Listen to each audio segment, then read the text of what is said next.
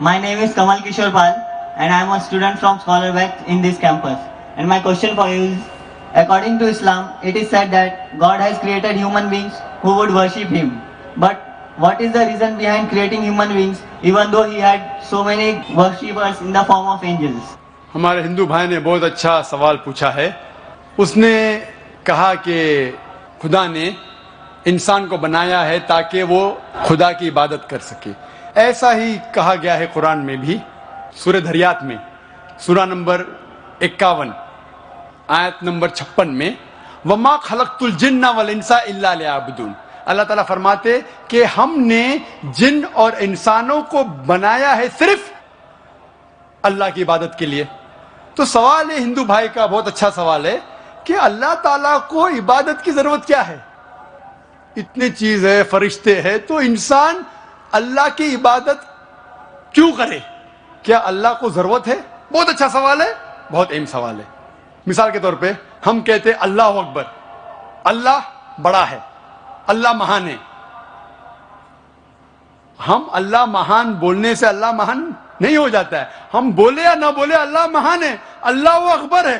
ہم چاہے بولے یا نہ بولے اللہ کو فرق نہیں پڑتا. اگر ہم نہیں کہیں گے اللہ اکبر تو کیا اللہ نیچے ہو جائیں گا, اللہ کم ہو جائیں گا؟ نہیں. کیوں ہم کہتے ہیں کہ اللہ مہان ہے؟ اللہ تعالیٰ فرماتے ہیں سورہ فاتر سورہ نمبر 35 آیت نمبر 15 میں لکھا ہے کہ اللہ doesn't require the creation but we require him. اللہ سبحانہ و تعالیٰ کو ہماری ضرورت نہیں ہے لیکن ہم کو اللہ کی ضرورت ہے. ہم اللہ سبحانہ و تعالیٰ کی تعریف کرتے ہیں, عبادت کرتے ہیں ہمارے فائدے کے لیے.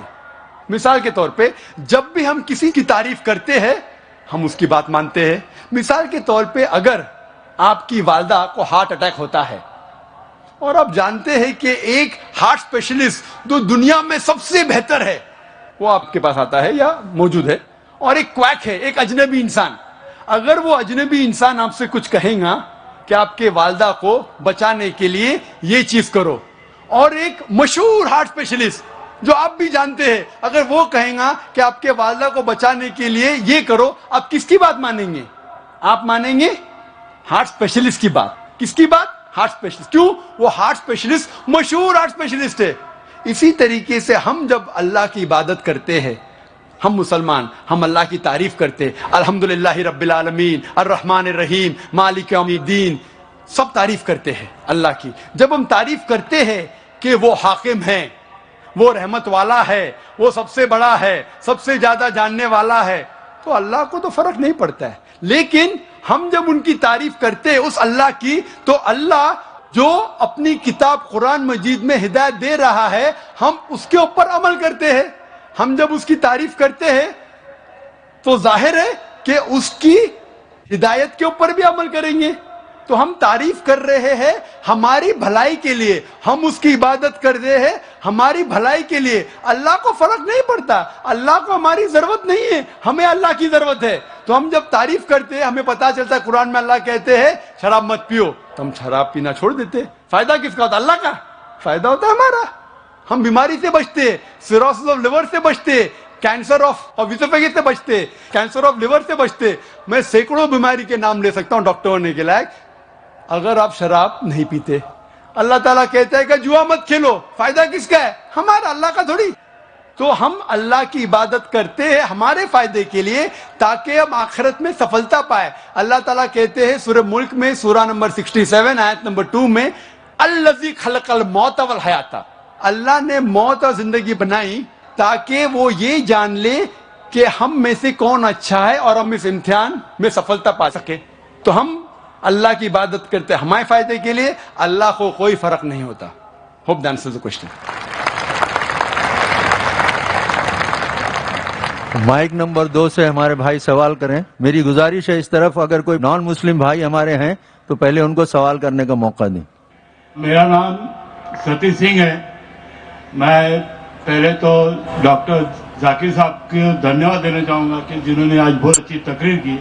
میرا سوال یہ ہے, مانا جاتا ہے کہ وید یہ سب سے پرانے ہیں اور اکثر یہ کہا جاتا ہے قرآن کی جو کتاب ہے یہ پہلی اور آخری کتاب ہے, ان دونوں میں فرق کیا ہے؟ بھائی صاحب نے سوال پوچھا ہے کہ وید بہت پرانی کتاب ہے، وید پہلی آئے، قرآن بعد میں آیا، تو وید اور قرآن میں فرق کیا ہے؟ اور اب یہ بھی پوچھ سکتے ہیں کہ کیا ہم کہہ سکتے ہیں کہ وید خدا کا کلام ہے؟ وید، جیسے کہ میں نے کہا میری تقریر میں، کہ لوگ کو یہ نہیں پتا کہ وید کب آیا وجود میں، لیکن اکثر ہندو اسکالرس کہتے ہیں کہ یہ تقریباً 4000 سال پرانی کتاب ہے۔ قرآن مجید 1400 سال پرانی ہے، تو ظاہر ہے کہ وید پہلے آیا ہے۔ قرآن مجید میں لکھا ہے سورہ رعد میں سورہ نمبر 13 آیت نمبر 38 میں، لِكُلِّ اجل کتاب، ہر دور میں اللہ نے ایک کتاب نازل کی۔ نام سے صرف 4 کتابوں کا ذکر ہے، توراہ، زبور، انجیل اور قرآن۔ توراہ وہ وحی ہے، وہ کتاب ہے جو اللہ تعالیٰ نے موسیٰ علیہ السلام پہ نازل کی۔ زبور وہ کتاب ہے، وہ وحی ہے جو داؤد علیہ السلام پہ نازل کی۔ انجیل وہ کتاب، وہ وحی ہے جو اللہ سبحانہ و تعالیٰ نے عیسیٰ علیہ السلام پہ نازل کی۔ اور قرآن مجید اللہ سبحانہ و تعالیٰ کی آخری کتاب، آخری وحی ہے جو آخری پیغمبر محمد صلی اللہ علیہ وسلم پہ نازل کی۔ لیکن نام سے صرف 4 کتابوں کا ذکر ہے قرآن میں، لیکن قرآن میں لکھا ہے کہ اللہ تعالیٰ نے کئی کتابیں بھیجی، صحف ابراہیم اور کئی کتابیں۔ تو آپ کا سوال ہے وید اور قرآن میں فرق کیا ہے؟ جتنے بھی کتابیں قرآن مجید کے پہلے آئے وہ صرف اپنے لوگوں کے لیے آئے تھے، اور وہ سارا پیغام جو کتاب میں لکھا ہے اس کتاب میں وہ محدود تھا صرف ایک وقت کے لیے۔ مثال کے طور پہ انجیل نازل کیا اللہ نے عیسیٰ علیہ السلام پر، صرف تھا بنی اسرائیل کے لیے، سارے انسانیت کے لیے نہیں تھا۔ لیکن کیونکہ قرآن مجید آخری کتاب ہے اللہ کی، وہ صرف مسلمانوں یا عربوں کے لیے نہیں، سارے انسانیت کے لیے ہے۔ پہلا نقطہ یہ جاننا چاہیے کہ وید کا ذکر قرآن میں نہیں ہے لفظ سے۔ یہ کہا گیا ہے کہ ہر دور میں کتاب آئی، تو ظاہر ہے کہ ہندوستان میں بھی شاید کوئی کتاب آئی۔ کون سی کتاب ہے ہمیں نہیں پتا۔ وید کا ذکر نہ قرآن میں ہے نہ صحیح حدیث میں، لیکن اسی لیے میں یہ نہیں کہہ سکتا ہوں کہ وید خدا کا کلام ہے، 100% نہیں کہہ سکتا ہوں، کیونکہ نام سے وید کا ذکر قرآن میں موجود نہیں۔ میں یہ کہہ سکتا ہوں کہ ہو سکتا ہے، میں بھی وید خدا کا کلام ہے، ہو سکتا ہے، نہیں بھی ہو سکتا، مجھے نہیں پتا۔ لیکن اگر وید اللہ کا کلام تھا، اگر مان لو بحث کے طور پہ، if we agree for sake of argument، کیا وید خدا کا کلام ہے، تو صرف وہ اس وقت کے لیے تھا اور ان لوگوں کے لیے تھا، آج کے لیے نہیں۔ آج ہمیں ماننا چاہیے آخری کلام، آخری کتاب قرآن مجید میں۔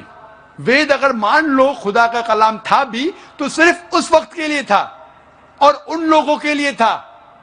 اور جتنے بھی کتابیں قرآن مجید کے پہلے آئے اس میں ملاوٹ ہو چکی ہے، چاہے وہ بائبل ہو، چاہے وہ وید ہو۔ ہندو دھرم کے اسکالرز کہتے ہیں وید میں بہت ملاوٹ ہے، وید میں کئی چیزیں ہیں جو میں مان نہیں سکتا صحیح ہے، کتنے ان سائنٹیفک چیزیں ہیں، کانٹرڈکشنز ہے۔ تو میں ڈاکٹر ہونے کے لحاظ سے یہ نہیں مان سکتا ہوں، یہ غلطیاں خدا کے نام پہ نہیں لکھ سکتا ہوں۔ میں نے میرے تقریر میں صرف وید کی اچھی باتیں بیان کی، جو باتیں قرآن سے ملتی ہے۔ قرآن کے اور ایک نام ہے فرقان۔ فرقان مطلب حق اور باطل کے درمیان فرق کرنے کی کتاب۔ تو جو چیز قرآن سے ملتی ہے ہمیں کوئی اعتراض نہیں ماننے کے لیے کہ یہ پورشن، یہ بھاگ وید کا خدا کی طرف سے ہے۔ لیکن پوری کتاب، جتنے بھی کتابیں قرآن کے پہلے آئے، دور کے وجہ سے، سال گزرنے کے وجہ سے ان میں ملاوٹ آ چکی ہے۔ لیکن قرآن میں اللہ تعالیٰ فرماتے سورہ ہجر میں، سورہ نمبر 15 آیت نمبر 9 میں، ہم نے قرآن نازل کیا اور ہم قرآن کی حفاظت کریں گے۔ اسی لیے وید اگر خدا کی کتاب تھی اس وقت کے لیے تھی، ان لوگ کے لیے تھی۔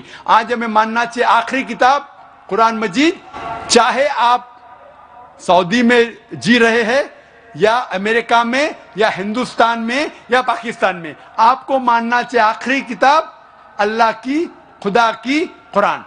اسی طریقے سے ایک شخص نے مجھ سے پوچھا تھا کہ ہم مان سکتے ہیں کہ شری رام اور شری کرشن خدا کے بھیجے ہوئے پیغمبر ہے.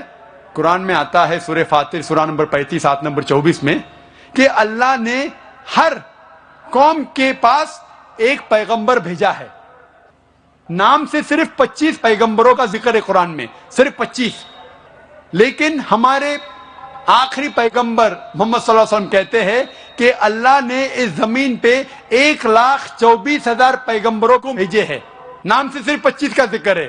تو اگر کوئی شخص مجھ سے پوچھتا ہے کہ شری کرشن یا شری رام کیا پیغمبر ہو سکتے ہیں خدا کے, تو میں یہ کہہ سکتا ہوں کیونکہ ان کا نام قرآن میں موجود نہیں ہے, ہو بھی سکتے ہیں نہیں بھی ہو سکتے ہیں. کچھ لوگ کہتے ہیں رام علیہ السلام. رام علیہ السلام میں نہیں کہہ سکتا, وہ پیغمبر ہو بھی سکتے نہیں بھی ہو سکتے. لیکن اگر وہ پیغمبر تھے تو صرف اس وقت کے لیے تھے اور ان لوگوں کے لیے تھے. جتنے بھی پیغمبر, آخری پیغمبر محمد صلی اللہ علیہ وسلم کے پہلے آئے, صرف ان لوگوں کے لیے تھے. آج ہمیں ماننا چاہیے آخری پیغمبر محمد صلی اللہ علیہ وسلم پہ ساری دنیا کو, ساری انسانیت کو. Hope the answers the question.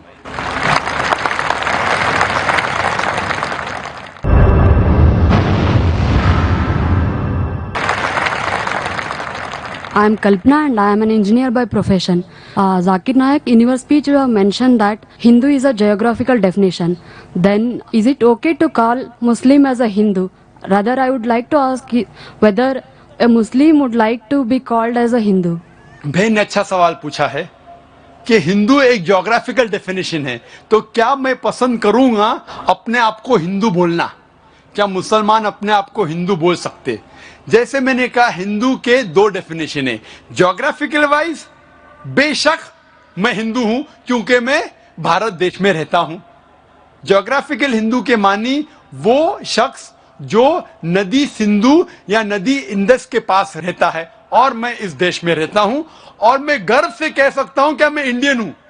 I am proud to be an Indian. اگر میں اس کا ترجمہ کرتا ہوں تو جیوگرافیکلی میں ہندو ہوں, لیکن ریلیجیسلی اگر آپ مجھ سے پوچھتے ہیں کیا میں ہندو ہوں, کیا میں ہندو دھرم کی کتابوں میں مانتا ہوں, ساری چیزوں پہ عمل کرتا ہوں, تو میں دھارمک طور سے ہندو نہیں ہوں. کیونکہ میں مطالعہ کر چکا ہوں, اس میں کئی چیزیں صحیح بھی, کئی غلط بھی ہے, کئی ٹکراؤ ہے, تو اس کو میں قبول نہیں کر سکتا. تو جیوگرافیکلی میں ہندو ہوں, دھارمک طور سے میں ہندو نہیں ہوں. جیوگرافیکلی میں ہندو ہوں اور ساتھ ساتھ مذہبی میں مسلم ہوں, کیونکہ میں ساری خواہشات, ساری رضا میری اللہ کے حوالے کر چکا ہوں, اسے کہتے ہیں مسلم. So I am a Muslim religiously. Geographically, I am an Indian, which you can say geographically I am a Hindu, but not religiously. Hope that answers the question. Hello, I am Rubina Attar, and my question to you is, though there are many similarities in Islam and Hinduism, when a Muslim girl marries a Hindu boy, it is not accepted by our society, though she might succeed in bringing him to Islamic way of living. Yet, when a Muslim boy marries a Hindu girl, converts her to Islam, but later on she never accepts Islamic etiquettes, so what should be done? Please, can you suggest steps or measures which should be there in such marriages? بہن نے سوال پوچھا ہے کہ جب ایک مسلم مرد ہندو عورت سے شادی کرتا ہے اور اسے کنورٹ کرتا ہے, بھلے وہ اسلام مذہب کو فالو نہ کر سکے تو بھی کوئی تکلیف نہیں, لیکن جب ایک مسلمان خواتین ایک ہندو مرد سے شادی کرتی ہے تو ایکسیپٹڈ نہیں ہے. یہ غلط فہمیاں ہیں. صحیح میں ہمیں دیکھنا چاہیے کہ قرآن میں کیا لکھا ہے. قرآن میں لکھا ہے سورہ بقرہ میں سورہ نمبر 2 آیت نمبر 221 میں کہ اے مومنو, اے مسلمانوں, کوئی بھی مشرک عورت سے شادی مت کرو جب تک وہ ایمان نہ لائے.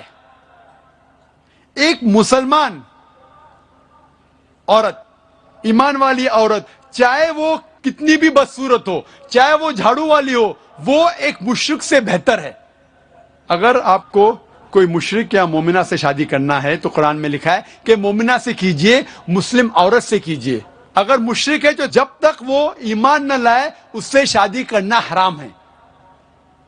کیونکہ ایک مومن عورت بھلے وہ جھاڑو والی ہے, کتنی بھی بدصورت ہو, لیکن اگر ایک مشرکہ ہے, چاہے وہ سب سے خوبصورت عورت ہو دنیا میں, سب سے مالدار ہو, ایک مومن جس کے پاس ایمان ہے وہ اس مشرکہ سے بہتر ہے. اس کے آگے لکھا ہے کہ مومن عورت, ایک مسلم عورت کوئی مشرک مرد سے شادی نہیں کرنا چاہیے تب تک جب تک وہ ایمان نہ لے کے آئے. ایک مومن مرد بھلے وہ جھاڑو والا ہو, بدصورت ہو, لیکن ایک مشرک مرد سے بہتر ہے. اسلام میں نہ کوئی مسلم عورت یا مرد کوئی بھی مشرک سے, کوئی بھی غیر مسلم سے شادی نہیں کر سکتے جب تک وہ ایمان نہ لے کے آئے. تو دونوں کیس میں irrespective whether the Muslim is a girl or a boy, when they marry, the opposite partner should become a Muslim. اس کی وجہ یہ ہے, مثال کے طور پہ جب گاڑی چلتی ہے, اگر گاڑی کا ایک پہیہ سائیکل کا ہے اور ایک پہیہ ٹرک کا ہے تو گاڑی چل ہی نہیں سکتی. اسی لیے ہم مسلمان مانتے ہیں کہ ہمارے آخرت کے لیے ہمیں اللہ پہ ایمان لانا چاہیے اور شرک نہیں کرنا چاہیے, اور جو ہدایت اس قرآن میں دی گئی ہے اس کے اوپر عمل کرنا چاہیے. اگر میرا لائف پارٹنر, اگر میری اردھانگنی بولتے بیٹر ہاف کو, بیٹر ہاف, اگر میرا بیٹر ہاف جہنم میں جائے گا تو کیسا شوہر ہوں میں؟ If I love my wife, I would like my wife to go to Jannah.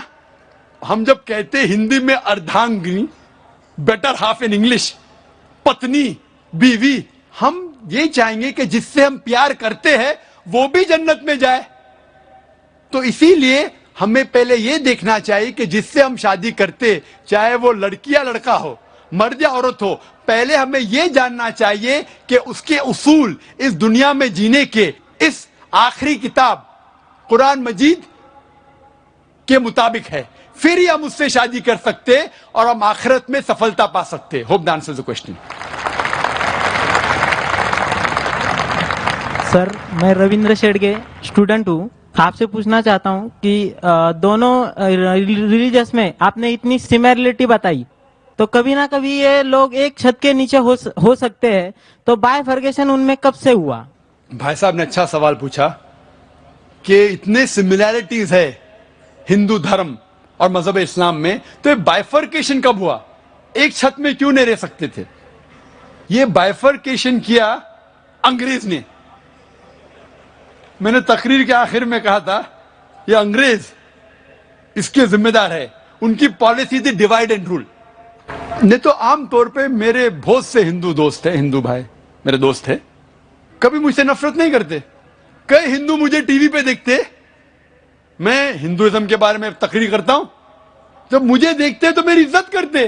Custom میں جب میں باہر دیش سے آتا ہوں, او ڈاکٹر ذاکر نائک, جو بھی کہیں گے سچ کہیں گے, سچ کے سوا کچھ نہیں کہیں گے. جیسے کہ میں کورٹ میں جا کے کتاب کے اوپر ہاتھ رکھ رہا ہوں, وہ جانتے ہیں میں مسلمان ہوں, میری ٹوپی, میری داڑھی, کوئی بھی مجھ سے یہ نہیں کہے گا کہ میں ہندو دھرم کا ماننے والا ہوں, لیکن میری عزت کرتے. کیوں؟ کیونکہ میں حق کی بات کرتا ہوں. یہ انگریز لوگ نے چنگاری ڈالی اور ہمیں بٹوایا, لیکن وہ ذمہ دار ہے, دوسرے ذمہ داری ہماری بھی ہے. اگر کوئی ہم میں جھگڑا پیدا کرنا چاہتا ہے اور ہم اس کے جال میں آ جاتے تو غلطی ہماری بھی ہے. انگریز تو چلے گئے لیکن اپنی غلط چیزیں چھوڑ گئے. اسی لیے میں کہتا ہوں پالیٹیشین سے, آپ دنگے فساد کیوں کرتے؟ لیکن میری یہ درخواست ہے کہ کم از کم آپ اپنی دھرم کی کتاب کو پڑھو. اختلاف ہے, میں یہ کہوں گا کہ ہندو دھرم اور مذہب اسلام میں اختلاف نہیں ہے تو میں سب سے بڑا جھوٹا ہوں. انٹرفیت ڈائلاگ ہوتے, سارے سرو دھرم ایک. وہ ہندو آ کے کہتا ہے کہ ہندو بھی صحیح, عیسائی بھی صحیح, اسلام بھی صحیح.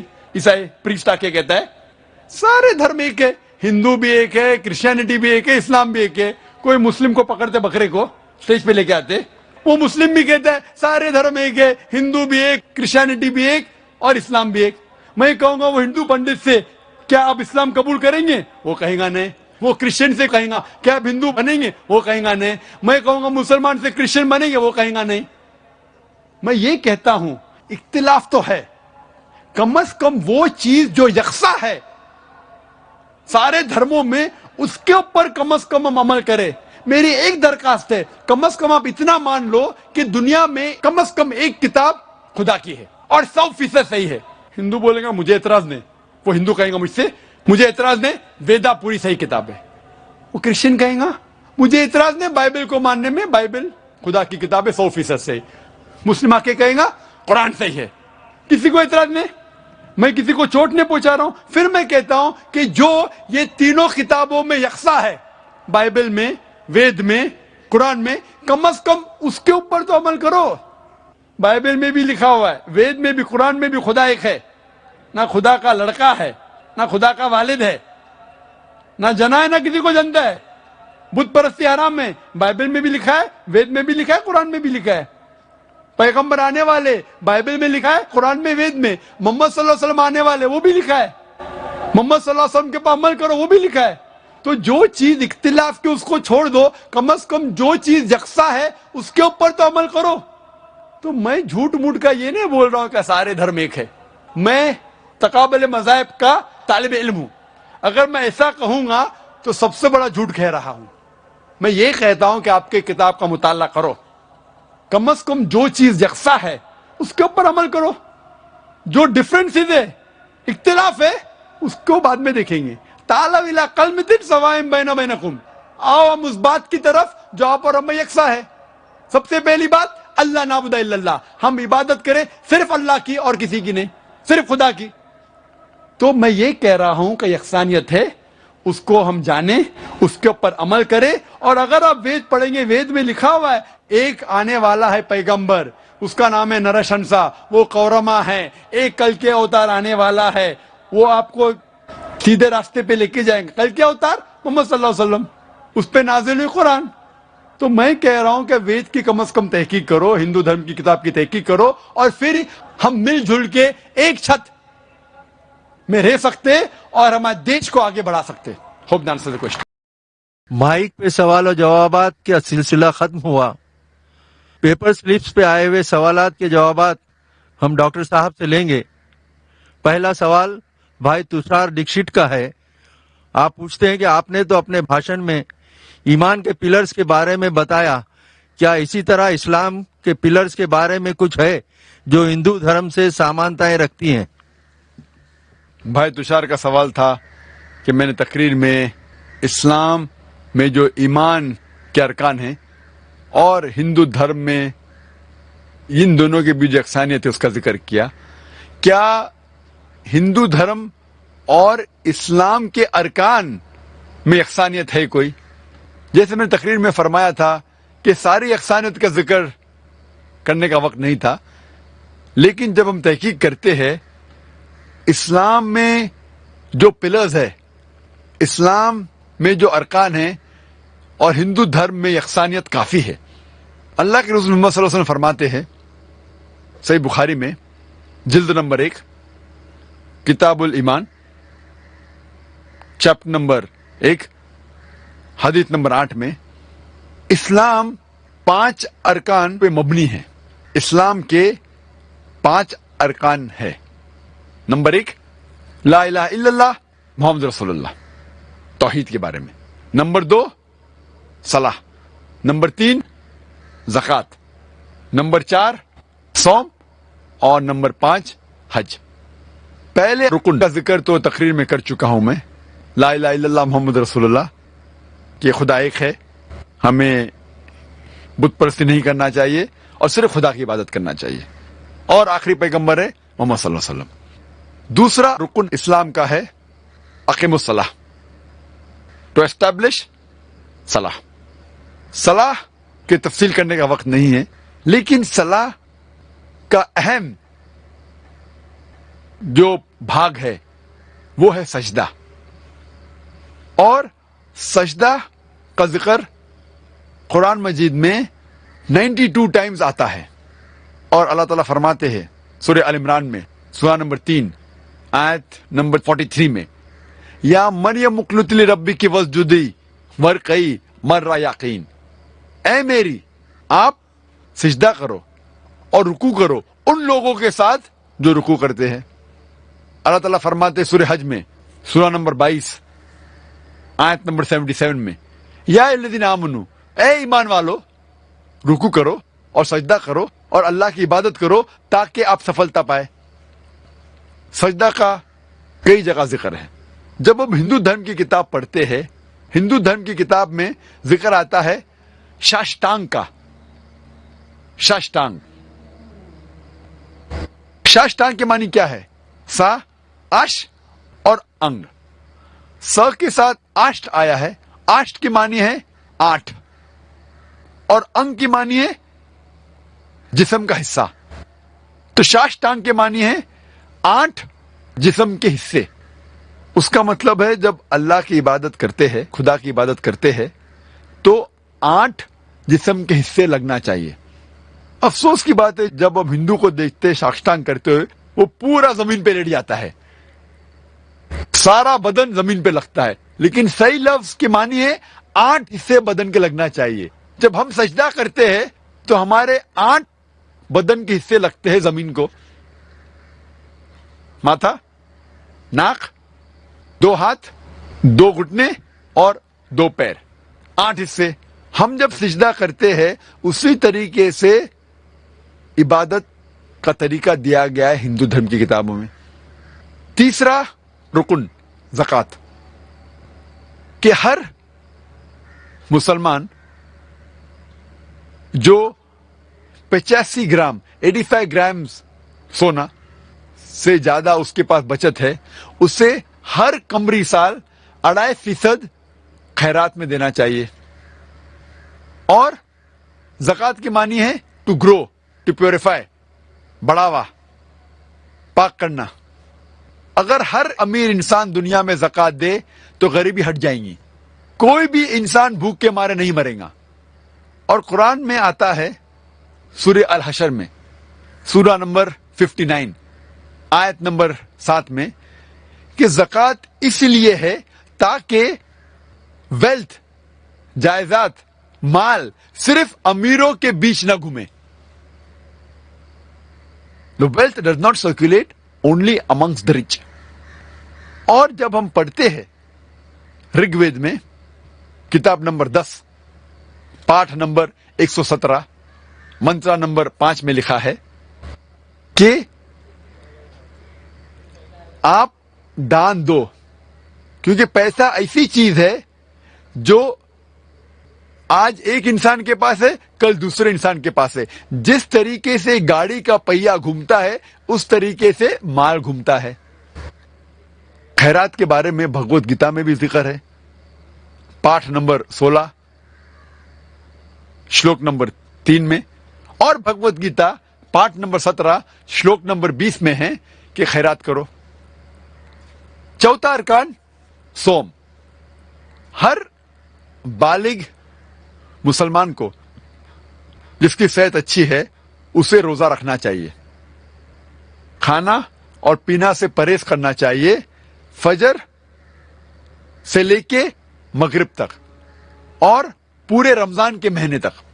اور قرآن میں ذکر آتا ہے سورہ بقرہ میں سورہ نمبر 2 آیت نمبر 183 میں 183 میں، fasting has been prescribed to you as it was prescribed to those who came before you so that you may learn self restraint۔ روزہ آپ پر فرض قرار دیا ہے جس طریقے سے پہلے لوگوں پر فرض قرار دیا گیا تھا تاکہ آپ لوگ پرہیزگار بنو۔ روزہ اسی لیے قرار دیا گیا ہے فرض تاکہ لوگ پرہیزگار بنے۔ آج کے سائیکولوجسٹ کہتے ہیں کہ if you can control your hunger you can control almost all your desire. اگر آپ بھوک پہ قابو پا سکتے ہیں تو آپ اپنے سارے خواہشوں پر قابو پا سکتے ہیں۔ روزے رکھنے کے کئی فائدے ہیں۔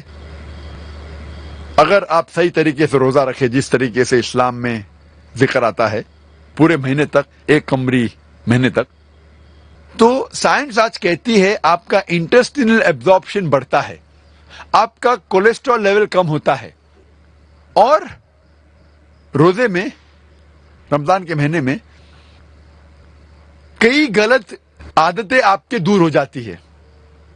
اگر آپ سگریٹ پینا چھوڑ سکتے ہیں فجر سے لے کے مغرب تک، پھر انشاءاللہ پیدائش سے موت تک کے آپ سگریٹ پینے کی ضرورت نہیں آپ کو. اگر آپ شراب سے پرہیز کر سکتے ہیں فجر سے لے کے مغرب تک، تو شراب کو آپ کو چھونے کی ضرورت ہی نہیں پیدائش سے موت تک کے. روزے کا ذکر ہندو دھرم کی کتابوں میں بھی ہے، لیکن ہندو دھرم میں کئی قسم کے روزے ہیں. ایک قسم جس کا ذکر آتا ہے منوسمرتی میں، پاٹ نمبر 6 شلوکا نمبر 24 میں لکھا ہے آپ روزہ رکھو 1 مہینے تک. باقی کئی قسم کے روزے موجود ہے ہندو دھرم کی کتابوں میں.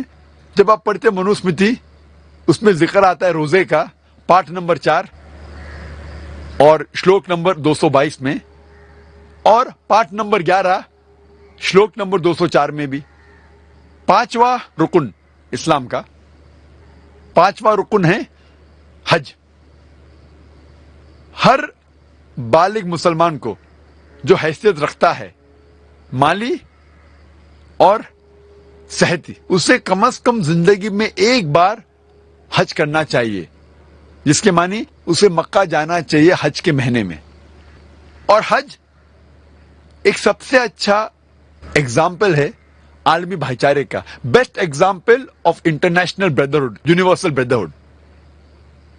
تقریباً 25 لاکھ لوگ آتے ہیں مختلف ممالک سے، امریکہ سے، انگلینڈ سے، انڈیا سے، پاکستان سے، انڈونیشیا سے، ملیشیا سے، اور مرد پہنے ہوتے 2 سفید کپڑے بنا سلائے ہوئے. آپ یہ نہیں پہچان سکتے آپ کے پاس جو کھڑا ہے وہ راجا ہے یا فقیر ہے. سب سے بہترین ایگزامپل ہے یونیورسل بردرہڈ کا، عالمی بھائی چارے کا. اور قرآن مجید میں لکھا ہے سورہ حجرات میں، سورہ نمبر 49 آیت نمبر 13 میں، یا ایھا الناس انا خلقناکم من ذکر و انثی وجعلناکم شعوبا وقبائل لتعارفوا ان اکرمکم عند اللہ اتقاکم ان اللہ علیم خبیر.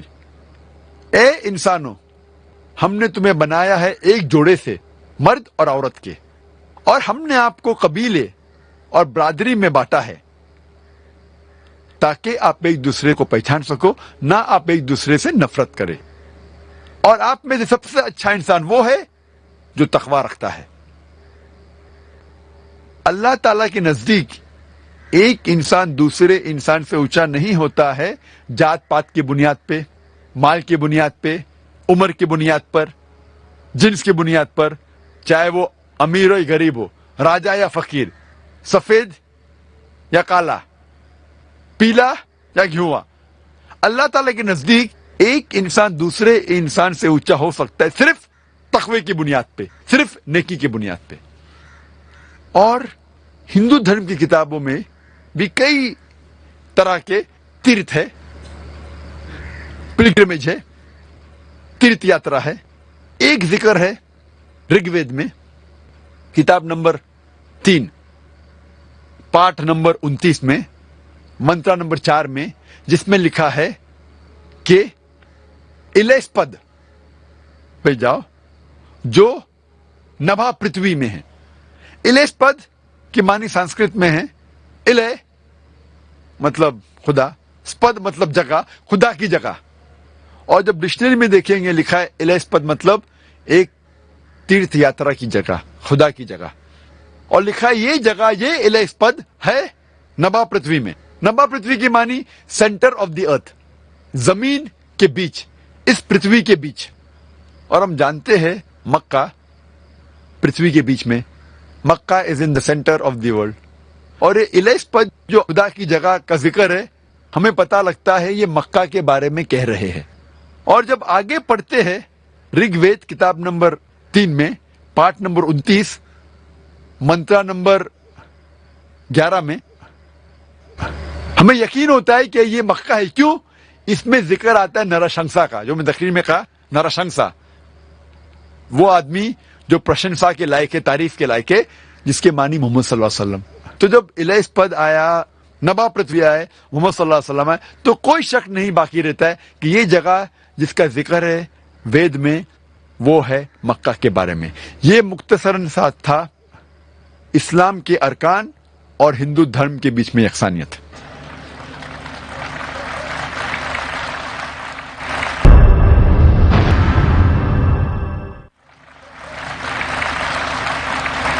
بھائی پرشوتم کا سوال ہے، ہمارے ہندو دھرم کے پنڈت آچاریہ یہ جانتے ہیں کہ وید اور ہندو دھارمک کتابوں میں مورتی پوجا منع ہے، لیکن ہم شروع میں اتنے مضبوط نہیں رہتے، اس لیے ہمارے ذہن کو کانسنٹریٹ کرنے کے لیے مورتی کی ضرورت پڑتی ہے. جب ذہن میچیور ہو جائے تب مورتی کی ضرورت نہیں. بھائی نے سوال پوچھا تھا کہ ہم جانتے ہیں ہندو دھارمک کتابوں میں لکھا ہے کہ مورتی پوجا حرام ہے، منع ہے، لیکن کیونکہ کانسنٹریشن کے لیے پہلے ہم مورتی کا سہارا لیتے ہیں، بعد میں جب ہم میچور ہو جاتے تو ضرورت نہیں. اگر مان لو جو آپ کہہ رہے صحیح ہے کہ پہلے انیشیل سٹیج میں آپ کو ضرورت ہے مورتی کی عبادت کرنے کے لیے، بعد میں جب میچور ہو جائیں گے تو ضرورت نہیں. تو میں یہ کہنا چاہتا ہوں کہ ہم مسلمان آلریڈی میچور ہو چکے ہیں، ہم کو مورتی کی ضرورت نہیں عبادت کرنے کے لیے. اور ایک سمے ایک پنڈت مجھ سے بحث کر رہے تھے اور کہہ رہے تھے یہی چیز کہ میں جانتا ہوں کہ مورتی پوجا حرام ہے، غلط ہے، لیکن کانسنٹریٹ کرنے کے لیے ضرورت پڑتی. مثال دی ان نے کہ جب ایک چھوٹا بچہ پوچھتا ہے یہ تھنڈر کیوں ہے، بادل کیوں گڑگڑاتے ہیں، یہ جب تھنڈر سنتے نا یا آسمان سے آواز جو آتی ہے گڑگڑاہٹ کی، کیا ہے یہ؟ تو پنڈت کہنے لگا ہم کہتے ہیں بچے سے، کیونکہ وہ نہیں سمجھ پاتا ہے، کہ آئیں ماں چکی پیستی ہے. آسمان میں آئی ماں نانی چکی پیس رہی ہے، کیونکہ بچہ ہے، کیا سمجھیں گا. تو میں نے اس سے کہا کہ آپ تو یہ جواب دے سکتے ہیں، لیکن میں یہ جواب نہیں دے سکتا ہوں، کیونکہ میں اگر میرے بیٹے سے کہوں گا کہ یہ ٹھنڈر جو ہے تھنڈر ہے اسی لیے کیونکہ آئی ماں چکی پیستی ہے، اور جب وہ اسکول میں جائیں گا اور چند سال بعد یہ سیکھیں گا کہ thundering is due to sudden expansion of the rapidly heated air, اس کی وجہ سے یہ تھنڈر ہے، تو وہ سوچنے لگے گا کہ ٹیچر غلط بول رہی ہے. جب اسے پتا لگے گا ٹیچر صحیح بول رہی ہے، پھر بولے گا میرا پتا جھوٹ بول رہے تھے. اسلام میں جھوٹ بولنے کی ضرورت ہی نہیں، حق پوچھنے کے لیے جھوٹ کی ضرورت نہیں. ہمیں صاف صاف کہنا چاہیے، ہمیں کہنا چاہیے اچھے انداز میں کیوں ٹھنڈر ہوتا ہے. جب غلط جواب دیں گے تو کل پکڑے جائیں گے اور پھر صحیح نہیں ہوگا. ہمیں اچھے انداز میں سمجھانا چاہیے ہمارے بیٹے کو. اگر ہمیں نہیں پتا کیوں ہے تو بولیے ہمیں نہیں پتا. لیکن آج کے بچے پوچھیں گے ابا آپ کو کیوں نہیں پتا، وہ ہمیں مجبور کرتے ہیں تحقیق کرنے پہ. تو اسلام میں سفید جھوٹ بھی جائز نہیں ہے. اور پنڈت کہنے لگا کہ انیشیل سٹیج میں جب بچہ فرسٹ اسٹینڈرڈ میں ہوتا ہے تو اس ٹائم ہم انہیں عبادت کے لیے آئیڈل کا سہارا لینے کے لیے کہتے ہیں، مورتی کا سہارا. جب وہ گریجویٹ بنتا ہے اس ٹائم اسے ضرورت نہیں پڑتی مورتی کی. تو میں اس پنڈت سے کہا جب بھی ہم میتھمیٹکس سکھاتے ہیں بچے کو فرسٹ اسٹینڈرڈ میں، بیسکس جو فنڈامنٹل سکھاتے فرسٹ سیکنڈ تھرڈ میں وہ مضبوط ہونا چاہیے. جب فنڈامنٹلز ہی غلط ہے تو عمارت تو بالکل غلط ہوں گی. فنڈامنٹلز کبھی غلط نہیں ہو سکتے. میتھ جب سکھا رہے تو اب ٹریگنومیٹری، لاگرتھم وہ بعد میں سکھائیے، الجبرا، لیکن بیسک تو صحیح سکھائیے. فرسٹ اور سیکنڈ میں کہ 2 + 2 = 4. اگر میرا بچہ کہیں گا 2 + 2 = 5، میں کہوں گا نو پرابلم. آپ جب 10th اسٹینڈرڈ میں آئیں گے اس ٹائم میں کہوں گا 2 + 2 ≠ = 5 = 4. یہ غلط ہے. ہمیں بنیادی بات صحیح طریقے سے پڑھانا چاہیے. اور وید میں بنیادی بات ہے کہ ایشور، خدا کا کوئی بھی پرتیما نہیں ہے، کوئی بھی آئیڈل نہیں ہے، کوئی بھی امیج نہیں ہے. تو یہ ہم کس طریقے سے کہہ سکتے کہ پہلے چلیں گا بعد میں صحیح کروں. جو چیز غلط ہے غلط ہے. یہ ہمارا فرض ہے کہ ان کو بتائے کہ آئیڈل ورشپ غلط ہے، بت پرستی غلط ہے، اور صحیح چیز ہے کہ صرف ہم ایک خدا کی عبادت کریں جس کا کوئی بھی پرتیما نہیں ہے. Hope that answers the question. अगला सवाल प्रकाश कुलकर्णी का है। वो पूछते हैं पानी को हम अलग अलग जबानों में पुकारते हैं, जैसे अंग्रेजी में वाटर, हिंदी में पानी, तमिल में तन्नी वगैरह। तो पानी अलग अलग तो नहीं हो जाता, तो फिर गॉड को जीसस बोलो, अल्लाह बोलो या राम बोलो, तो वो अलग अलग कैसे हो जाएगा? वो तो एक ही होगा। सवाल है भाई साहब का कि पानी को मुख्तलिफ नामों से पुकार सकते हैं। पानी कहो हिंदी में, या वाटर कहो इंग्लिश में, या तन्नी तमिल में, वो सेम है, कुछ फर्क पड़ता नहीं। इसी तरीके से भगवान को आप खुदा को गॉड कहो या जीसस कहो या अल्लाह कहो या राम कहो, एक ही है। इस सवाल पे जब गौर किया जाए तो मैं मानता हूं कि मुख्तलिफ जबानों में अलग अलग दिगर नाम होते हैं एक वही चीज के लिए। एक चीज के लिए मुख्तलिफ जबानों में मुख्तलिफ नाम होते। मिसाल के तौर पे पानी कहते हिंदी में, इंग्लिश में हम कहेंगे वाटर, और गुजराती में कहेंगे जल, तमिल में कहेंगे तनी, अरबिक में कहेंगे मोय। लेकिन शर्त ये कि पानी को ही कह सकते हैं वाटर या तन्नी या मोय। जो पानी नहीं उसको अगर कहेंगे वाटर या जल या तनी तो गलत हो जाएगा। मिसाल के तौर पे एक मेरा दोस्त मुझसे कहता है कि मैं डॉक्टर ने कहा कि रोज सुबह में 1 गिलास पानी पियो, लेकिन जब मैं पानी पीता हूं, कोशिश करता हूं, तो उल्टी आती है। तो मैंने पूछा क्यों आती है? तो उसने कहा नहीं, वो पानी में बदबू आती है, उस पानी का रंग पीला है। फिर समझ में आता है, हाँ ये पानी ने कुछ और चीज पी रहा है। पानी कह रहा है लेकिन पी रहा है कुछ और, पी रहा है कुछ और, कह रहा है पानी। मैं लफ्ज में कहना चाहता हूं, वो पानी जिसको कह रहा है वो पानी ही नहीं, वो पेशाब है। तो पानी को तनी को वाटर को चलेगा, लेकिन गलत चीज को अगर आप पानी कहेंगे तो वो सही नहीं। लोग कहेंगे ये कैसी मिसाल है, कौन आदमी पेशाब को पानी कह सकता है? मैं जानता हूं कि आम कोई भी इंटेलिजेंट आदमी, जो भी आदमी को बुद्धि है, वो कभी भी गलत फहमी में पेशाब को पानी नहीं कहेगा। उसी तरीके से वेद में, कुरान में साफ तरीके से लिखा है कि ईश्वर की मूर्ति नहीं है, ईश्वर की प्रतिमा नहीं है, बुत परस्ती मत करो। फिर भी हम जानते हैं कि सैकड़ों, हजारों, करोड़ों लोग मूर्ति पूजा करते। इंटेलिजेंट है, डॉक्टर्स है, इंजीनियर है, फिर भी करते।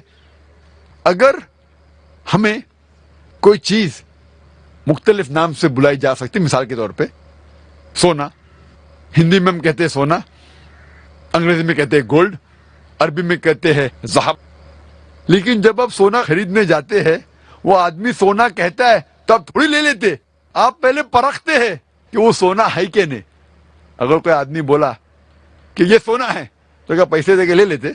आप परखते हैं विद टचस्टोन, और वो जौहरी आपको साबित करता है कि ये सोना है, और वो घिसता है और फिर कहता है कि ये सोना हो सकता है कि 24 कैरेट गोल्ड है, या 22 कैरेट गोल्ड है, या 20 कैरेट है, या 18 कैरेट है, या हो सकता है कि वो सोना ही नहीं है, क्योंकि हर चीज जो चमकती है वो सोना नहीं होती। Everything that glitters is not gold. तो इसीलिए जिस चीज को आप खुदा कहते हैं, कोई भी नाम से बुलाओ, अल्लाह ताला फरमाते सूरह इसरा में, सूरह नंबर 17 आयत नंबर 110 में, कुलिदुल्लाह अविदुर रहमान अयमा तदु फलल अस्माउल हुस्ना। आप पुकारो अल्लाह से और रहमान से, कोई भी नाम से पुकारो, लेकिन अल्लाह के सबसे बेहतरीन, सबसे खूबसूरत नाम है। लेकिन आप पहला ये जांच लो कि वो खुदा असल खुदा है कि नहीं। और जांचने का तलिस्मा जिस तरीके से मैंने तकरीर में कहा था है सूरह इखलास, सूरा नंबर 112 आयत नंबर 1 से 4। कुल हो अल्लाह अहद, कहो कि अल्लाह एक है, अल्लाह समद, अल्लाह जो बेनियाज है, लम यलिद वलम यूलद, ना वो किसी को जनता है न किसी से जना है, वलम यकुल लहु कुफुवन अहद, उसके जैसा कोई नहीं है। ये है 4 आयतों का डेफिनेशन परखने के लिए कि जिस को आप खुदा कह रहे हैं वो सही में असल में खुदा है कि नहीं। जो भी शख्स को आप खुदा मानते हैं उसे टेस्ट कीजिए, उसका इम्तिहान लीजिए सूरह इखलास की बुनियाद पर। अगर जिसकी आप पूजा करते हैं وہ سورہ اخلاص کے بتائے ہوئے 4 آیتوں کے بنیاد پہ سفلتا پاتا ہے تو وہ صحیح خدا ہے، ورنہ غلط ہے. Hope that answers the question. اگلا سوال پرکاش کلکرنی کا ہے. وہ پوچھتے ہیں پانی کو ہم الگ الگ زبانوں میں پکارتے ہیں، جیسے انگریزی میں واٹر، ہندی میں پانی، تمل میں تنی وغیرہ. تو پانی الگ الگ تو نہیں ہو جاتا، تو پھر گاڈ کو جیسس بولو، اللہ بولو یا رام بولو، تو وہ الگ الگ کیسے ہو جائے گا؟ وہ تو ایک ہی ہوگا. سوال ہے بھائی صاحب کا کہ پانی کو مختلف ناموں سے پکار سکتے ہیں. پانی کہو ہندی میں، یا واٹر کہو انگلش میں، یا تنی تامل میں، وہ سیم ہے، کچھ فرق پڑتا نہیں. اسی طریقے سے بھگوان کو آپ خدا کو گاڈ کہو یا جیزس کہو یا اللہ کہو یا رام کہو، ایک ہی ہے. اس سوال پہ جب غور کیا جائے تو میں مانتا ہوں کہ مختلف زبانوں میں الگ الگ دیگر نام ہوتے ہیں ایک وہی چیز کے لیے. ایک چیز کے لیے مختلف زبانوں میں مختلف نام ہوتے. مثال کے طور پہ پانی کہتے ہندی میں، انگلش میں ہم کہیں گے واٹر، اور گجراتی میں کہیں گے جل، تامل میں کہیں گے تنی، عربک میں کہیں گے موئے. لیکن شرط یہ کہ پانی کو ہی کہہ سکتے واٹر یا تنی یا موئے. جو پانی نہیں اس کو اگر کہیں گے واٹر یا جل یا تنی تو غلط ہو جائے گا. مثال کے طور پہ ایک میرا دوست مجھ سے کہتا ہے کہ میں ڈاکٹر نے کہا کہ روز صبح میں 1 گلاس پانی پیو، لیکن جب میں پانی پیتا ہوں، کوشش کرتا ہوں تو الٹی آتی ہے. تو میں نے پوچھا کیوں آتی ہے؟ تو اس نے کہا نہیں، وہ پانی میں بدبو آتی ہے، اس پانی کا رنگ پیلا ہے. پھر سمجھ میں آتا ہے ہاں یہ پانی نے کچھ اور چیز پی رہا ہے. پانی کہہ رہا ہے لیکن پی رہا ہے کچھ اور، پی رہا ہے کچھ اور، کہہ رہا ہے پانی. تو لفظ میں کہنا چاہتا ہوں وہ پانی جس کو کہہ رہا ہے وہ پانی ہی نہیں، وہ پیشاب ہے. تو پانی کو تنی کو واٹر کو چلے گا، لیکن غلط چیز کو اگر آپ پانی کہیں گے تو وہ صحیح نہیں. لوگ کہیں گے یہ کیسی مثال ہے، کون آدمی پیشاب کو پانی کہہ سکتا ہے؟ میں جانتا ہوں کہ عام کوئی بھی انٹیلیجنٹ آدمی، جو بھی آدمی کو بدھی ہے، وہ کبھی بھی غلط فہمی میں پیشاب کو پانی نہیں کہیں گا. اسی طریقے سے وید میں، قرآن میں صاف طریقے سے لکھا ہے کہ ایشور کی مورتی نہیں ہے، ایشور کی پتیما نہیں ہے، بت پرستی مت کرو. پھر بھی ہم جانتے ہیں کہ سینکڑوں، ہزاروں، کروڑوں لوگ مورتی پوجا کرتے. انٹیلیجنٹ ہے، ڈاکٹرز ہیں، انجینئر ہے، پھر بھی کرتے. اگر ہمیں کوئی چیز مختلف نام سے بلائی جا سکتی، مثال کے طور پہ سونا، ہندی میں ہم کہتے ہیں سونا، انگریزی میں کہتے ہیں گولڈ، عربی میں کہتے ہیں ذہب. لیکن جب آپ سونا خریدنے جاتے ہیں، وہ آدمی سونا کہتا ہے تو آپ تھوڑی لے لیتے، آپ پہلے پرکھتے ہیں کہ وہ سونا ہے کہ نہیں. اگر کوئی آدمی بولا کہ یہ سونا ہے تو کیا پیسے دے کے لے لیتے؟ آپ پرکھتے ہیں وتھ اے ٹچ اسٹون، اور وہ جوہری آپ کو ثابت کرتا ہے کہ یہ سونا ہے، اور وہ گھستا ہے اور پھر کہتا ہے کہ یہ سونا ہو سکتا ہے کہ 24 کیرٹ گولڈ ہے، یا 22 کیرٹ گولڈ ہے، یا 20 کیرٹ ہے، یا 18 کیرٹ ہے، یا ہو سکتا ہے کہ وہ سونا ہی نہیں ہے، کیونکہ ہر چیز جو چمکتی ہے وہ سونا نہیں ہوتی. Everything that glitters is not gold. تو اسی لیے جس چیز کو آپ خدا کہتے ہیں، کوئی بھی نام سے بلاؤ، اللہ تعالیٰ فرماتے سورہ اسراء میں، سورہ نمبر 17 آیت نمبر 110 میں، قل ادعوا اللہ عبد الرحمن ایما تدعوا فلہ الاسماء الحسنی. آپ پکارو اللہ سے، رحمان سے، کوئی بھی نام سے پکارو، لیکن اللہ کے سب سے بہترین، سب سے خوبصورت نام ہے. لیکن آپ پہلا یہ جانچ لو کہ وہ خدا اصل خدا ہے کہ نہیں. اور جانچنے کا طلسمہ جس طریقے سے میں نے تقریر میں کہا تھا ہے سورہ اخلاص، سورہ نمبر 112 آیت نمبر 1 سے 4. قل هو اللہ احد، کہو کہ اللہ ایک ہے. اللہ الصمد، اللہ جو بے نیاز ہے. لم یلد ولم یولد، نہ وہ کسی کو جنتا ہے نہ کسی سے جنا ہے. ولم یکن لہ کفوا احد، اس کے جیسا کوئی نہیں ہے. یہ ہے 4 آیتوں کا ڈیفینیشن پرکھنے کے لیے کہ جس کو آپ خدا کہہ رہے ہیں وہ صحیح میں اصل میں خدا ہے کہ نہیں. جو بھی شخص کو آپ خدا مانتے ہیں اسے ٹیسٹ کیجئے, اس کا امتحان لیجئے سورہ اخلاص کی بنیاد پر. اگر جس کی آپ پوجا کرتے ہیں وہ سورہ اخلاص کے بتائے ہوئے 4 آیتوں کے بنیاد پہ سفلتا پاتا ہے تو وہ صحیح خدا ہے, ورنہ غلط ہے. Hope that answers the question. اگلا سوال راجیش کا ہے. وہ پوچھتے ہیں اگر اسلام کے معنی امن ہے تو کیوں جہاد یعنی قتل و غارت گری کا قرآن میں حکم ہے جبکہ ہندو دھرم میں امن کی بات کہی گئی ہے؟ بھائی صاحب نے کہا کہ قرآن میں کیوں قتل کے بارے میں کہا گیا ہے جب اسلام مذہب امن کا اور ہندوازم میں امن کے بارے میں کہا گیا ہے. اکثر ہندو پوچھتے ہیں کہ قرآن میں جہاد کے بارے میں کیوں لکھا گیا ہے, کیوں قتل کے بارے میں لکھا گیا ہے. بہت سے لوگوں غیر مسلم اور مسلم کو غلط فہمی ہے یہ لفظ جہاد کے بارے میں. جہاد آتا ہے لفظ جہادہ سے جس کے معنی ہے جد و جہد کرنا. لوگوں کو غلط فہمی ہے کہ کوئی بھی جنگ, کوئی بھی مسلمان اگر کوئی بھی جنگ لڑ رہا ہے چاہے خود کے فائدے کے لیے ہو, چاہے اپنے نام کے لیے ہو, چاہے مال کے لیے, اسے کہتے ہیں جہاد. جہاد کے معنی یہ نہیں کہ کوئی بھی مسلمان کوئی بھی جنگ لڑ رہا ہے چاہے خود کے فائدے کے لیے ہو, خود کے نام کے لیے ہو, خود کے مال کے لیے ہو. جہاد آتا ہے لفظ جہادہ سے جس کے معنی ہے جد و جہد, ٹو اسٹرائیو, ٹو اسٹرگل.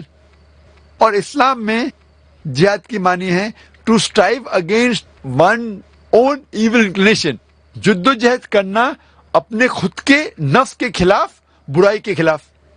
جہاد کے معنی یہ بھی ہوتی ہے کہ جد و جہد کرنا معاشرے کو سدھارنے کے لیے. جہاد کے معنی یہ بھی ہوتی ہے کہ جنگ کے میدان میں اپنے آپ کو بچانے کے لیے جد و جہد کرنا. جہاد اسے بھی کہتے ہیں کہ جنگ کرنا ظلم کے خلاف, اسے بھی کہتے ہیں جہاد. لیکن جہاد کے معنی ہے جد و جہد. لوگوں کو غلط فہمی ہے اور غلط ترجمہ کرتے جہاد کا انگریزی میں ایز ہولی وار.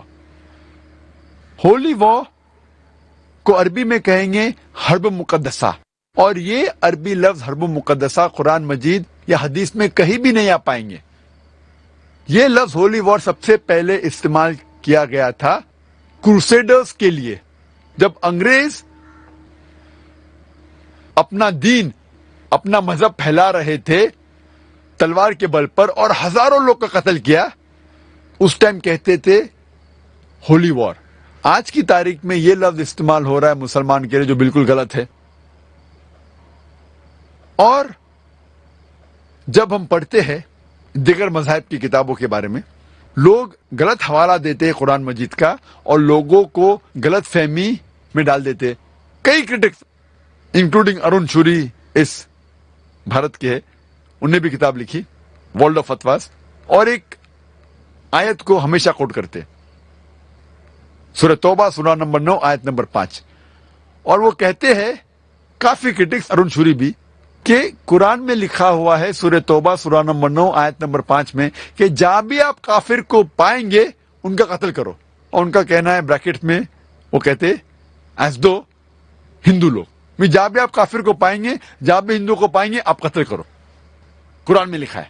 جب آپ قرآن شریف کھولتے ہیں اور پڑھتے ہیں سورہ توبہ سورہ نمبر 9 آیت نمبر 5, اس میں لکھا ہوا ہے جہاں بھی آپ کافر کو پائیں گے ان کا قتل کرو, لکھا ہے. لیکن وہ آؤٹ آف کانٹیکس ہے. کانٹیکس کے لیے ہمیں جانا چاہیے ورس نمبر 1 آن ورڈ سے. سورہ توبہ سورہ نمبر 9 میں آیت نمبر 1 سے ہم پڑھتے, اس میں پتہ لگتا ہے کیا ایک معاہدہ تھا, ایک پیس ٹریٹی تھی مسلمان اور مکہ کے مشرکوں کے بیچ, اور یہ پیس ٹریٹی ایک طرفہ مکہ کے مشرکوں نے توڑا تھا. اللہ تعالیٰ فرماتے ہیں آیت نمبر 5 میں اگر آپ اپنے آپ کو نہیں سدھاریں گے 4 مہینے میں تو اعلان جنگ. اور جنگ کی حالت میں اللہ تعالیٰ فرماتے ہیں مسلمانوں سے جب آپ کے دشمن آئیں گے, جو لوگ حق کو چھٹلاتے ہیں, کافر لوگ آئیں گے تو آپ ڈرو مت, ان سے لڑو, ان کا قتل کرو. یہ آیت میدان جنگ کے بارے میں ہے. آج کی تاریخ میں کوئی بھی آرمی جنرل اپنے سپاہی کی ہمت افزائی کے لیے کہیں گا کہ لڑو, دشمن کا قتل کرو. وہ نہیں کہیں گا کہ بھاگ جاؤ, وہ یہ نہیں کہیں گا کہ جھگڑا مت کرو, قتل مت کرو اور مر جاؤ. یہ ہے out of context. In context में अल्लाह ताला मुसलमानों से कह रहे मैदान जंग में कि डरो मत, झगड़ा करो. और अरुण शूरी अपनी किताब वर्ल्ड ऑफ फतवा में आयत नंबर 5 से जम मारता है आयत नंबर 7 पर. क्यों? आयत नंबर 6 में उसके बीमारी का जवाब है. आयत नंबर 6 में अल्लाह ताला फरमाते इसके बाद, लेकिन अगर काफिर, अगर मुशरिक अमन चाहता है उसे दे दो. अमन चाहता है तो उसे अल्लाह का कलाम सुनने दो और हिफाजत के साथ एक महफूज जगह तक पहुंचाओ. अल्लाह ताला ये नहीं कहते कि उसे जाने दो, लेकिन अगर वो काफिर अमन चाहता है तो उसको हिफाजत के साथ एक महफूज जगह पर ले जाओ. आज के तारीख में सबसे दयालु आर्मी जनरल ये कहेगा कि दुश्मन को जाने दो. कोई भी ये नहीं कहेगा दुश्मन को हिफाजत के साथ महफूज जगह पर छोड़ाओ. लेकिन कुरान मजीद में लिखा है, जब भी आयत आती है कुरान मजीद में कत्ल के बारे में या इस टाइप के जिहाद के बारे में, किताल के बारे में, फौरन अगली आयत में अक्सर आता है अमन सबसे बेहतर है. सूरह अनफाल में पढ़ो, सूरह नंबर 8 आयत नंबर 60 में लिखा है कि तैयार हो जाओ, काफिर के खिलाफ झगड़ा करो. उसके बाद आता है अगर अमन चाहते हो बेहतर है. तो ये critics out of context coat करते और लोग को भड़काते हैं. मेरा तरीका है जिस तरीके से कुरान मजीद में अल्लाह ताला फरमाते, तालौ इला कलमतिन सवाइम बैना बैनकुम, आओ हम उस बात की तरफ जो आप और हमें यकसा है. मैं हिंदुओं से कहता हूं कि आप जब महाभारत पढ़ेंगे, महाभारत में कई मंत्रस है झगड़ने के बारे में, लड़ने के बारे में, किताल के बारे में, कत्ल के बारे में. और अगर हम तहकीक करेंगे तो कुरान से कई गुना ज्यादा महाभारत में है कत्ल के बारे में. तो हिंदू मुझसे कहता है, लेकिन जाकिर साहब कत्ल के बारे में ये जो श्लोकास है, मंत्रस है महाभारत में, वो हक और बातिल के दरमियान है. कुरान में भी वो है. तो हिंदू भाई मुझसे कहता है तो मुझे कुरान से कोई एतराज नहीं, क्योंकि वो महाभारत के बारे में जानता है. तो हवाला देते तो कुरान भी कबूल करता है. ऐसे जंग से मुझे कोई शिकायत नहीं. और जब भगवत गीता पढ़ते हैं, भगवत गीता एक नसीहत है श्री कृष्ण दे रहे अर्जुन को. अर्जुन कहता है भगवत गीता में पाठ नंबर 1 श्लोका नंबर 43 to 46 में, अर्जुन अपने सारे हथियार जमीन पर रख देता है और कहता है, मैं निहत्था मरना पसंद करूंगा बनिस्बत मेरे रिश्तेदार से झगड़ा करना, लड़ना. हम जानते हैं महाभारत एक लड़ाई के बारे में है कौरव और पांडव के बीच. और जंग के मैदान में अर्जुन अपने हथियार रख देता है और कहता है, मैं निहत्था मरना पसंद करूंगा बनिस्बत अपने रिश्तेदारों से झगड़ा करूं, लड़ूं. फौरन बाद भगवत गीता पाठ नंबर 2 श्लोक नंबर 2 और 3 में श्री कृष्ण कहते हैं, ए अर्जुन, ऐसे गलत ख्यालात कैसे आए तुझ में?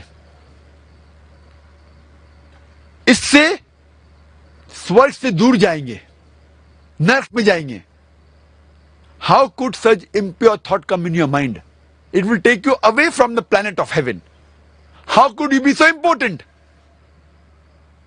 और आगे पढ़ते हैं तो लिखा है भगवत गीता पाठ नंबर 2 में मंत्रा नंबर श्लोक नंबर 31, 32, 33 में श्री कृष्ण कहते हैं अर्जुन से, क्षत्रिय का धर्म है कि वो लड़े और कामयाब है ब्लेसेड 2 क्षत्रिय, वो लोग के ऊपर अच्छाई आए, वो क्षत्रिय जिसको झगड़ने का मौका मिलता है, लड़ने का मौका मिलता है. अगर क्षत्रिय नहीं लड़ेगा तो वो गुनाह कर रहा है, अगर लड़ेगा तो जन्नत में जाएगा. और बहुत से क्रिटिक्स ऑफ इस्लाम जो इस्लाम के बारे में, इस्लाम के खिलाफ किताब लिखते हैं, वो एक हदीस पेश करते हैं मोहम्मद सल्लल्लाहु अलैहि वसल्लम की, जो सही बुखारी में से है, जिल्द नंबर 4 किताब जिहाद पाठ नंबर 2 हदीस नंबर 46, जिसमें मोहम्मद सल्लल्लाहु अलैहि वसल्लम फरमाते, अगर मुजाहिद जंग के मैदान में उसका कत्ल हो जाता है तो जन्नत जाएगा, अगर जिंदा वापस लौटता है तो उसे इस दुनिया का माल मिलेगा. बहुत से गैर मुसलमान इस हदीस का एतराज करते, कैसा धर्म है ये इस्लाम? कैसा मजहब है जिसमें लिखा है कि अगर आप जंग के मैदान में जाएंगे और मर जाएंगे तो आपको जन्नत मिलेंगी, स्वर्ग मिलेंगी, वापस आएंगे तो आपको दौलत मिलती है। जब हम भगवत गीता पढ़ते हैं, भगवत गीता पार्ट नंबर 2 श्लोक नंबर 37 में लिखा है, श्री कृष्ण कहते हैं अर्जुन से, ए अर्जुन उठो और लड़ो, अगर जंग के मैदान में तुम्हारा कत्ल होगा तो आप स्वर्ग में जाएंगे, अगर जिंदा वापस आएंगे तो इस दुनिया की दौलत मिलेंगी। हू बहू जो सही बुखारी में मोहम्मद सल्लल्लाहु अलैहि वसल्लम कहते हैं वही श्री कृष्ण अर्जुन से कहते हैं। मैं ये सोचता हूं कि कैसे ये क्रिटिक्स ऑफ इस्लाम में ये अरुण शूरी खुद की किताब नहीं पढ़ा, ना भगवत गीता ना महाभारत, और कुरान के बारे में खिलाफ लिखने लगा। अफसोस की बात है, खुद की किताब पढ़ेंगे तो जवाब मिलेगा। तो इसीलिए हर मजहब में जब जरूरत है किसी का कत्ल करना गलत है। कुरान मजीद में जिक्र आता है सूरह माइदा में सूरह नंबर 5 आयत नंबर 32 में, अगर कोई भी इंसान कोई दूसरे इंसान का कत्ल करता है, चाहे वो मुस्लिम हो या गैर मुस्लिम हो, वो ऐसा है कि सारे इंसानियत का कत्ल कर रहा है, सिर्फ कत्ल के बदले कत्ल, या वो शख्स इस जमीन पे फसाद फैला रहा है। ये दो वजह के अलावा कोई भी इंसान दूसरे इंसान का कत्ल कर रहा है तो वो ऐसा है कि सारे इंसानियत का कत्ल कर रहा है। और कोई भी इंसान दूसरे इंसान की जिंदगी बचाता है तो वो सारी इंसानियत को बचाता है। तो कत्ल करना एक इनोसेंट आदमी का हराम है, लेकिन जब वक्त कत्ल के बदले कत्ल या जंग के मैदान में जहाँ जरूरत है जुल्म के खिलाफ लड़ना, तो भगवत गीता में भी इसका जिक्र है, महाभारत में भी, बाइबल में भी है। तो अगर हम कॉन्टेक्स्ट पढ़ेंगे तो सही इल्म आपको लग जाएगा इस्लाम में क्या कहा गया है जिहाद के बारे में। Hope that answers the question. Paper slip पर आए हुए सवालात का ये आखिरी सवाल है। संदीप सवाल करते हैं कि क्या हम सब ये नहीं जानते कि खुदा सब कुछ कर सकता है, तो फिर मनुष्य क्यों नहीं बन सकता? अक्सर लोग कहते हैं कि खुदा सब कुछ कर सकता है, तो सवाल है वो मनुष्य आदमी क्यों नहीं बन सकता? बहस के तौर पे अगर मान भी लेते अल्लाह सब कुछ कर सकता है, मानते हैं बहस के तौर पे, तो अल्लाह मनुष्य क्यों नहीं बन सकता है, इंसान क्यों नहीं बन सकता है? अगर खुदा मनुष्य बना, इंसान बना, तो वो खुदा नहीं रहता है। क्यों? क्योंकि खुदा और मनुष्य, खुदा और इंसान की क्वालिटी, सिफात बिल्कुल अलग है। खुदा की ना शुरुआत है लेकिन इंसान की शुरुआत है। एक शख्स जिसकी शुरुआत है और शुरुआत नहीं भी है, ये तो नामुमकिन है। अगर God becomes man, he ceases to be God. अगर खुदा आदमी बन जाता है तो खुदा नहीं रहता है, क्योंकि खुदा की शुरुआत नहीं, आदमी की शुरुआत है। How can you have a God man? एक शख्स जिसकी शुरुआत है और शुरुआत नहीं भी है, इट इज मीनिंगलेस। खुदा का अंत नहीं है, आदमी का अंत है। अगर आप कहेंगे कि एक शख्स है जिसका अंत नहीं है और अंत है भी, इट इज मीनिंगलेस। ये बिना कोई मानी के है। खुदा इमॉर्टल है, human being they are मॉर्टल। How can you have a person who is मॉर्टल and immortal at the same time? It doesn't make sense. खुदा को खाने की जरूरत नहीं है, इंसान को खाने की जरूरत है। अल्लाह ताला फरमाते हैं कुरान शरीफ में सूरह अनाम में सूरह नंबर 6 आयत नंबर 14 में, खुदा को खाने की जरूरत नहीं लेकिन दूसरों को खिलाता है। अल्लाह does not require to be fed but he feeds everyone else. इंसान को नींद की जरूरत है, आराम की जरूरत है, खुदा को आराम की जरूरत नहीं, नींद की जरूरत नहीं। अल्लाह ताला फरमाते हैं सूरह बकरा में सूरह नंबर 2 आयतुल कुर्सी में आयत नंबर 255 में, अल्लाह सुब्हानहू व तआला बेनियाज है, ना ही उन्हें नींद की जरूरत, ना ही उन्हें आराम की जरूरत। वो मालिक है सारी दुनिया का, सारे आसमान का, सारे आसमान और दुनिया का खालिक है। तो दोनों मुख्तलिफ है, बोथ आर डिफरेंट। मान भी लेते हैं कि खुदा इंसान बना तो खुदा रहता ही नहीं, और जब खुदा नहीं रहा तो इंसान को पूछने की क्या जरूरत? आप और हम भी इंसान हैं, तो क्या फायदा इंसान को पूछ के? अगर हम इस बहस को आगे लेके जाते कि खुदा सब कुछ कर सकता है, तो इस बहस को आगे लेके आते तो ये भी मानने पड़ेगा कि अल्लाह झूठ भी बोल सकता है, खुदा झूठ भी बोल सकता है। हम जानते हैं کہ خدا جھوٹ نہیں بولتا. اگر خدا جھوٹ بولا تو خدا نہیں رہتا. وہی انداز سے لوگ یہ بھی کہہ سکتے ہیں کہ خدا ناانصافی کر سکتا. لیکن قرآن میں لکھا ہوا ہے سورہ نساء میں سورہ نمبر 4 آیت نمبر 40 میں خدا تھوڑی بھی ناانصافی نہیں کرتا. اگر خدا ناانصافی کیا تو خدا ہی نہیں رہتا. اسی بحث کو آگے لے کے جاتے تو کہہ سکتے اگر خدا سب کچھ کر سکتا تو خدا بھول بھی سکتا. لیکن بھولنا خدا کی صفت نہیں ہے. جھوٹ بولنا خدا کی صفت نہیں ہے. قرآن میں لکھا ہے سورہ طہ میں سورہ نمبر 20 آیت نمبر 52 میں خدا نہیں بھولتا.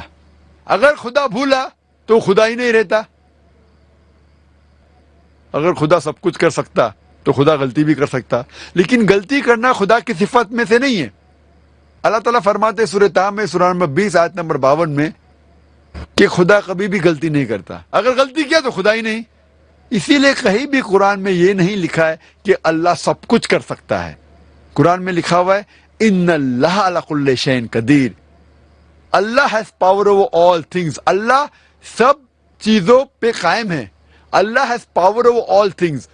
ہی has power over all things. طاقت ہے سب چیزوں پہ.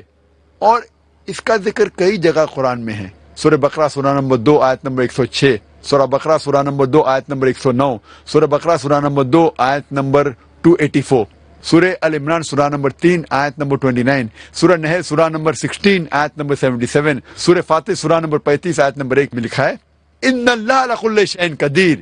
اور بے شک اللہ سارے چیز پہ قائم ہے. Allah has power over all things.